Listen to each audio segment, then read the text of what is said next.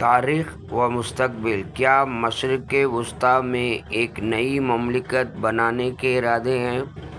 اس column کے دو حصے ہیں۔ حصہ اول: غزہ کی تاریخ۔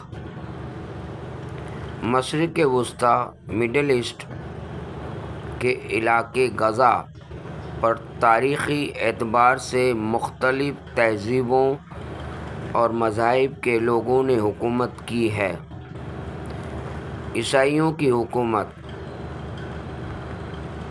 کا دور بنیادی طور پر بازنطینی سلطنت بازنطینی امپائر سے متعلق ہے، جو ایک عیسائی ریاست تھی۔ بازنطینیوں نے غزہ اور فلسطین کے علاقوں پر تقریباً چوتھی صدی عیسوی سے لے کر 7ویں صدی عیسوی تک حکومت کی۔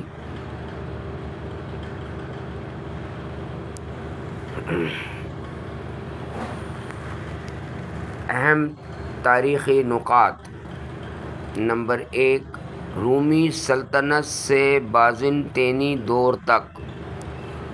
395 عیسوی میں رومی سلطنت کے تقسیم کے بعد غزہ اور فلسطین بازنطینی سلطنت کا حصہ بن گئے، جہاں عیسائی مذہب غالب تھا۔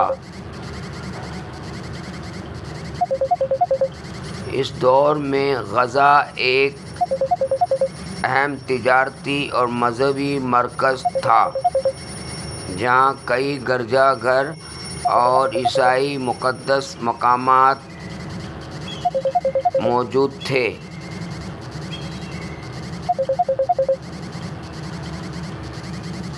نمبر 2، بازنطینی حکومت کا دورانیہ۔ بازنطینیوں نے تقریباً 235 سال غزہ اور فلسطین پر حکومت کی، یہاں تک کہ مسلم افواج نے 7ویں صدی میں اس علاقے کو فتح کیا۔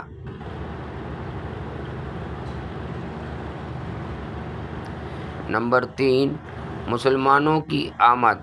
634 عیسوی میں خلیفہ عمر بن خطاب کے دور میں اسلامی فوجوں نے بازنطینیوں کو شکست دے کر غزہ سمیت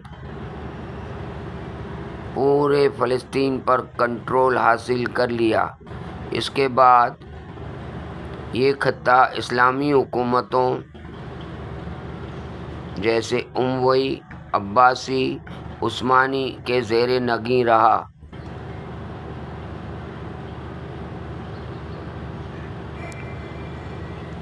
نوٹ: بازنطینی دور سے پہلے بھی غزہ پر قدیم مصری، یہودی اور دیگر تہذیبوں کا اثر رہا ہے، لیکن عیسائی حکومت کا واضح دور بازنطینی سلطنت ہی ہے۔